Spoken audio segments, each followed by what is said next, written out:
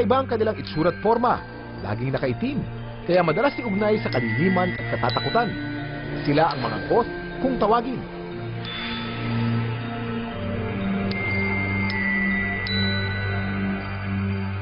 Ang mga goth ay isang ancient nomadic tribe, isang tribong walang tinitiran, kalaban ng mga ancient Romans. Ang tingin sa kanila ng mga Romans, sila'y kalaban at sila rin ay walang pinag-aralan. Pero noong early 19th century, nagsimula ang mga goth bilang isang lifestyle. Sumikat ng gusto sa buong mundo, lalo na sa Inglaterra, ang goth subculture noong 1980s. Dahil sa mga musikerong sina Peter Murphy at Susie Shoes.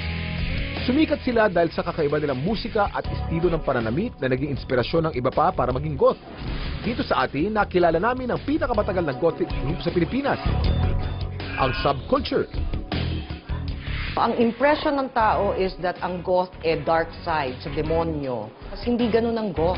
Ang goth is more about self-expression. Goth is more about expressing your art side, your literary side. Hindi ka nagdadamit katulad ng ibang tao. Si Princess Carrera, 15 years old pa lang nang sumali sa grupo ng subculture. Gusto ko maging gothic habang buhay kasi andun yung buhay ko sa pagiging goth. Tsaka hindi siya mawawala sa personalidad ko. Yung black sa akin is makulay. Mahilig ako magsulat kasi marami nang discriminate sa mga gothic kasi nasabi nila antichrist.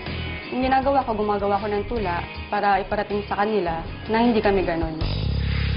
Tuwing Oktubre, nagsasagawa sila ng music festival at EDW o Eternal Death Wave, kung saan nagkikita-kita ang kanilang mga membro, pati na rin ang iba pang goth dito sa Pilipinas.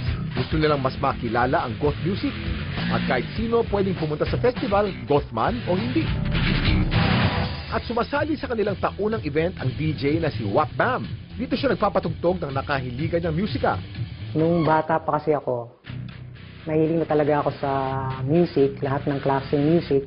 Pero yung goth, ano siya, para siyang expression ng personality ko. Alam niyo bang tuwing 22 ng Mayo ay pinagdiriwang ang World Goth Day? Nagsasama-sama ang mga goth para mag-party at manood ng concert.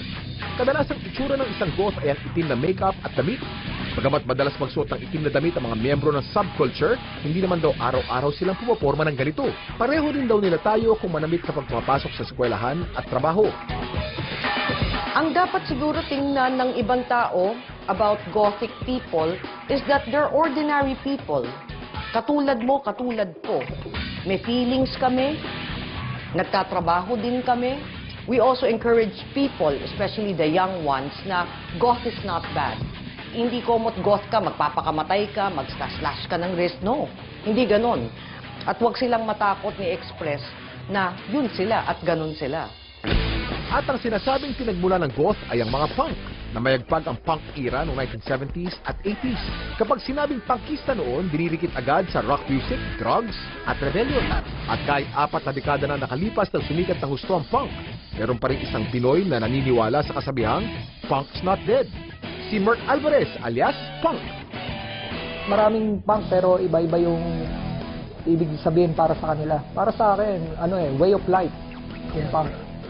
Rebellion, kasama na rin doon. Anti-fashion. Ako yung punk rock na lumaki sa 80s. Mas aggressive nung araw eh. Binibigay mo yung parang angst dati. Rebelde talaga. Pag nakamok, kalbo, nakaboots, sinuhuli kami ng pulis noon eh. Si Mert ang founder ng Oi Attack, isang grupo na gumagawa ng event para sa mga bandang punkista. At para kay Franco Panuelos, vokalista ng isang underground punk band, mas masarap daw tugtugin ng punk music kaysa mainstream music. Mas okay yung sa genre ng punk kasi doon parang pag tumugtog ka is no boundaries. Kung ano yung nararamdaman mo, kung ano yung nakikita mo. Alay yung sa iba is eto lang, papogi yung kanta.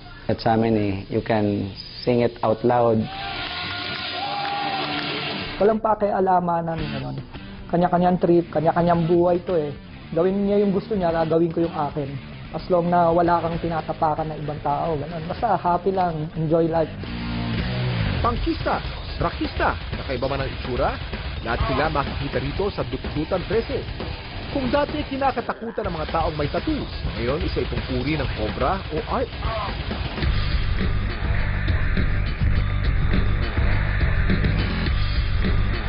Nakilala din namin ang modelo ng 5 taon ng tattoo artist na si Sarah Gogler.